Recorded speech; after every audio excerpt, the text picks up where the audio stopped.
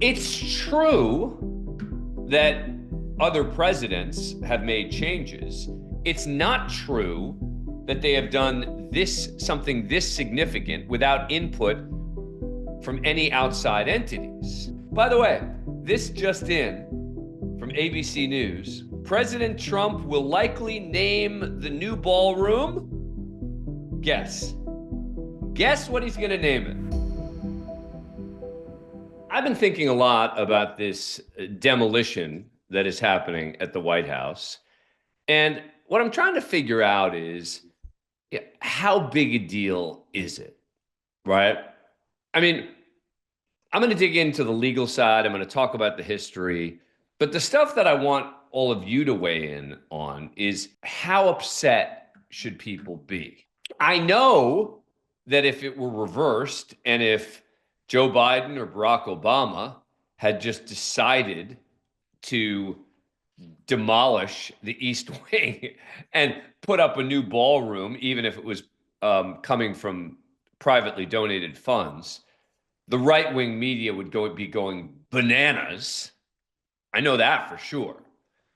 But that doesn't mean that those of us who aren't on one side or another should necessarily be doing that. But the legal stuff, when you think about the legal stuff, it is a bit of a problem. And let me take you through the legal side, and then we'll talk about the historical side. Now, construction of federal buildings in DC, including the White House, is overseen by something called the National Capital Planning Commission. It's basically a 12-person agency that is under the executive branch. They handle planning for really any federal government project in the capital area, including DC, parts of Virginia, Maryland.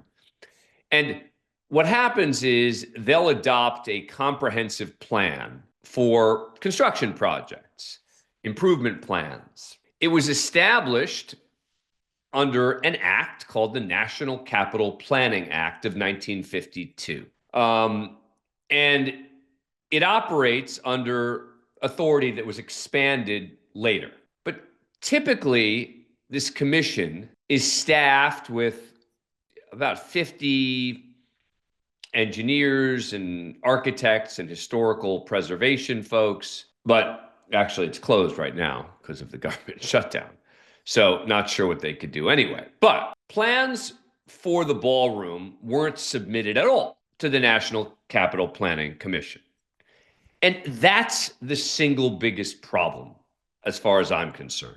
And basically the position of Will Scharf, the White House staff secretary, who's chairing this, and he chairs the commission now, because Trump gets to pick the people who run the commission. And he was quoted saying at a commission meeting last month, "I know the president thinks very highly of this commission, and I'm excited for us to play a role in the ballroom project when the time is appropriate for us to do so." Their position is basically that they shouldn't be involved in the demolition process, only in the rebuilding process, which of course is insane, right? Now, typically the way that the process works for approving these kinds of projects are the federal agency handling the building. In this case, I think it would be the National Park Service would be on this one. They share concepts of what the building's gonna look like. Including some percentage of the drawings, and they have a kind of collaborative process. The agency, I guess in this case the National Park Service, can then seek preliminary approval once they share 30% of the drawings, and then final approval after they share 70% of the drawings. And apparently the Commission of Fine Arts also has authority to review construction projects, but they don't have approval power. So there is no doubt, you talk to anyone who's been involved in these processes, and they will tell you that the NCPC, this organization, would typically approve a project before demolition begins. And that seems fairly straightforward. Multiple former NCPC officials told ABC News that approval has to be obtained before demolition. So the question that I know all of you are going to ask, which is the right question, is, okay, can anyone sue to stop it? What can they do to stop it? Well, apparently there are limited options. Violations of the National Capital Planning Act could be pursued using an Administrative Procedure Act, but there are questions about who would have standing to sue. Could a nonprofit organization have standing to sue? The National Trust for Historic Preservation sent a letter to the White House to express concerns about it. They don't care. Now, here's how we know that the White House is familiar with the NCPC process. In Trump's first term, First Lady Melania Trump built a new tennis court at the White House. Did you even know that? The NCPC approved the project. Trump also had to seek approval from the NCPC when his company renovated the old post office building in D.C. to convert it into a hotel. And then the question is, well, isn't the White House a protected historical building? The answer is yes. The White House and all buildings in the President's Park, which are like the Treasury, Executive Office Building, are covered by the National Capital Planning Act, but the White House and all the buildings in the President's Park are exempt from the law that typically protects historical buildings, which is interesting. It's exempt. So bottom line is that it sounds like as a legal matter, there's not much that anyone can do. So now there's a separate question, which is, how big a deal is this? How big a deal ought this be? If you look at history, and this is what some Republicans have been encouraging us to do, is look at history. This is definitely a much bigger project than many others. So let's take a little historical look back. And I'm going to be using for this an article from NPR that I think did a nice job from October 23rd, how presidents have changed the White House and how Trump's ballroom is different. And they take you through a history of the White House, and 1812 was burned down, et cetera. But let's fast forward to after the construction of the fundamental White House in the 1800s, after the War of 1812. Teddy Roosevelt in 1901 renamed it the White House. And he began in 1902 a major renovation of the building that NPR quotes a historian named William Seal, says transformed it from a crazy quilt of alterations over time into a cohesive statement of modern times. The biggest change at that time was the relocation of its office from the second floor to the West Wing, which was originally called the Executive Office Building. The project expanded the first family's living quarters. Roosevelt had 6 kids. They modernized the building's heating and plumbing, and subsequent presidents also continued to build on that. President William Taft remodeled, expanded the West Wing in 1909 to create the Oval Office. President Calvin Coolidge had the roof rebuilt and a 3rd floor added in 1927. The West Wing was remodeled after a fire in 1929. And then in 1934, Franklin Delano Roosevelt relocated the Oval Office to its current location for more privacy. He built more offices underground. He installed an indoor swimming pool for his polio therapy. That was also financed by private donations. Now, that wasn't that controversial, apparently. But when FDR had the East Wing created in 1942, and again, according to this NPR article, primarily to cover up an underground bunker and to house more staff and offices during the war, it was more controversial. Republicans criticized it as wasteful. They accused Roosevelt of using the project to bolster his presidency's image. The next major renovation, and maybe the biggest one, happened under Harry Truman in the late 40s. Now, at the time, apparently, there were structural problems. The architects decided to gut the entire interior, leaving only the exterior walls intact between 1948 and 52. The project cost $60 million, but it was funded and authorized by Congress. But it was still controversial. One of the most controversial parts of it was the addition of a balcony to the second floor. Some architectural folks were opposed to it. Truman's opponents in Congress didn't like it. Truman funded the balcony himself using money from his allocated household account. Now, here's where apparently it's different, right? Truman still went through the proper channels to get approval for the renovation. Trump's not. That's the biggest deal here. I mean, there have been even minor changes, by the way, since then. John F. Kennedy created the Rose Garden in 1963, although Trump had it paved over and turned into a patio. And this is, I think we have sound of Jackie Kennedy from 1962 talking about the restoration of the White House. It's kind of fun. Let's play number 28. Ms. Kennedy, every first lady and every administration since President Madison's time has made changes, greater or smaller, in the White House. Before we look at any of the changes you've made, what's your basic plan? Well, I really don't have one, because I think this house will always grow and should. It just seemed to me such a shame when we came here to find hardly anything of the past in the house, hardly anything before 1902. I know when we went to Columbia, the presidential palace there has all the history of that country in it, where Simon Bolivar was. Every piece of furniture in it has some link with the past. I thought the White House should be like that. Well, now, can you make these changes according to your own personal tastes and desires? Well, no, I have a committee which has museum experts and government people and private citizens on it. And then everything we do is subject to approval by the Fine Arts Committee. What's your budget? Where does it come from? Well,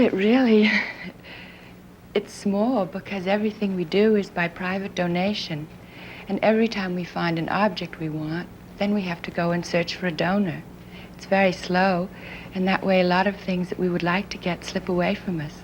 I haven't heard in a long time at the time Jackie Kennedy. Forgot how she spoke like this back then.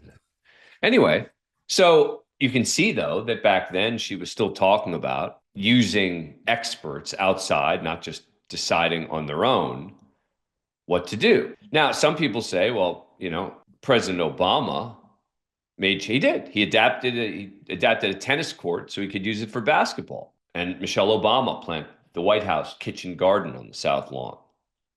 But that's nothing compared to what we're talking about. I mean, Trump has already made a bunch of renovations. The Oval Office has gilded frames and golden details. He added a presidential walk of fame to the walkway between the West Wing and the executive residence, which has those portraits of every president except for Biden.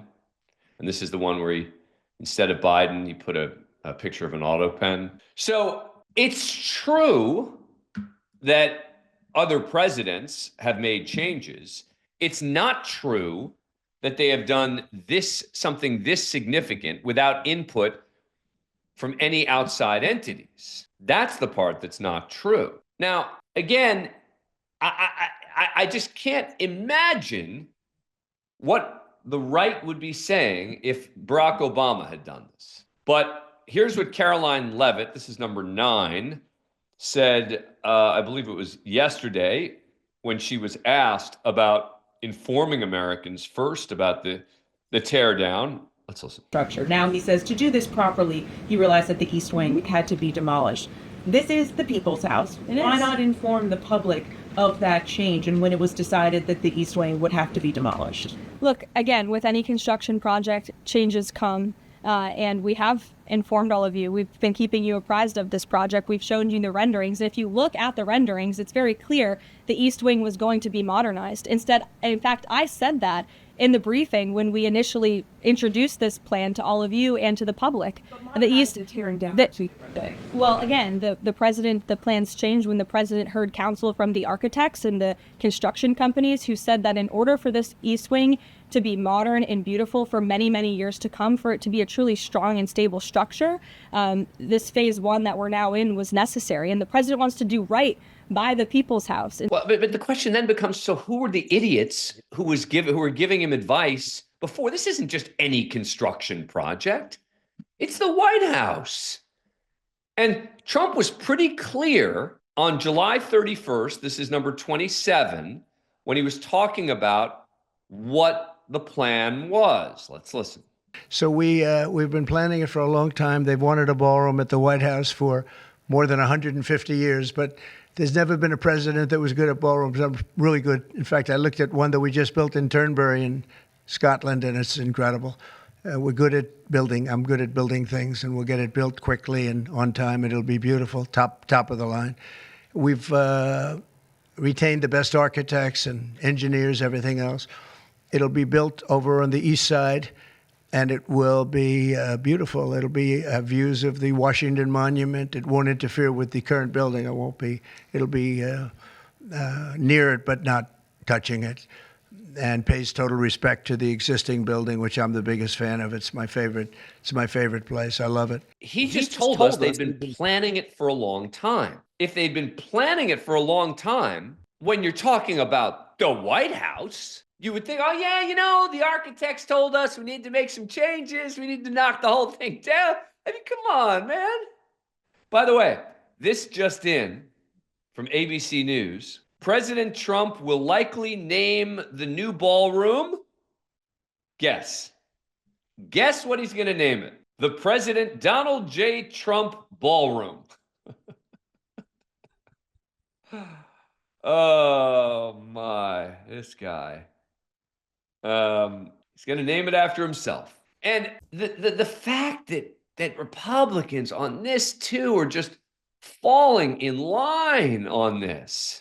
Again, I'm curious from all of you how, I don't know, I don't think it's that big a deal for him to renovate, for him to expand and build a bigger ballroom with private donations. Now, you can argue it's going to create some questions about influence peddling, et cetera. I get it. But the scope of the project with no oversight, that's the problem as far as I'm concerned. But, here's Senator Bill Cassidy. He's number 25. He was on with Tim Farley a couple days ago. And here's what he had to say about it. It was behind big fences, but I went to a ceremony recognizing the LSU Pilots in Shreveport and the LSU Tiger baseball team, both baseball teams in Baton Rouge. And it was in the East Room, and the president was celebrating the fact that 2 Louisiana teams have won baseball championships. There is a big, right in the center of it, on the east wall, there is a curtain covering, you always thought there was a door there, but I guess there wasn't. He said that will open up into the ballroom. And so where we had the reception or the event would then become a place where you'd stand and have drinks. And then you'd go through that door going towards the east for a seated dinner. So I gather events are much larger now than they were when the White House was built. So I think that's his rationale. That doesn't address the question of doing it without any approval, without any oversight, without any discussions among preservationists. This is the White House. But this is the ultimate attitude, it seems to me, of many of the Republicans in Congress. This is Senator Josh Hawley. He was being questioned by CNN's Mana Raju. This is number 17. What about just uprooting this is an iconic building? Manu, I will just say this. I made this point yesterday, that I hear all of a sudden from my liberal friends that they're very concerned about our history. Really, these are the same people who tore down every statue they could get their hands on in the last 4 years. Christopher Columbus, Thomas Jefferson, Theodore Roosevelt. They didn't have any concern for history then. Now all of a sudden, like, the facade of the East Wing is iconic. Oh, give me a break. Give me a break. I love the lumping together of all of the. First of all, are you actually going to lump together Confederate generals with the White House? But look, I was very critical of those who wanted to take down the Teddy Roosevelt statue, and I was furious when they took it down at a museum in New York. But that isn't the president of the United States. That's some far left folks. Now, putting aside the Confederate statues for a minute, which is a separate issue, but the Jefferson and the Theodore Roosevelt, that's far left folks who are talking about that stuff, who want to remove those statues. And this is the problem. It's just the fealty to President Trump, the unwillingness to say the obvious, which is, of course we ought to have a process in place. Of course we ought to know more about who's funding it, Here's someone I'm interested in hearing from. I don't even know what she said, but I know we have sound of it here. Here is Senator Lisa Murkowski, one of the more moderate Republicans in the Senate from Alaska. This is, I think, yesterday. This is number 6. How do you feel about the demolition of the East Wing of the White House? I'm sure glad the American taxpayers aren't paying for it. Do you think, are you comfortable when you see it, when you see what's happening there? I haven't been able to see anything more than what the public has seen, which is that little clip where you've got the excavator going. It's pretty real. I think we all look at the White House with a sense of pride. This is the people's house. It's very special.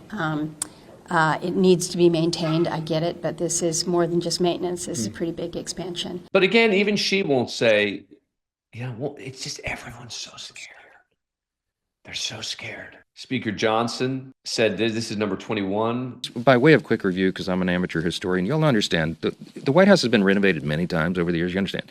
I mean, it was built between 1792 and 1800, right? The British burned it down practically in 1814, and then they rebuilt it in the early 1820s. And ever since, we've had many presidents renovate and add things to the White House. Nothing like this with so little oversight. And again, I just went through the whole history: Franklin Roosevelt, Harry Truman, Theodore Roosevelt, Kennedy, etc. But look, Trump has already made change. It's not like when Melania got approval to build the tennis court that people were going bananas. They weren't.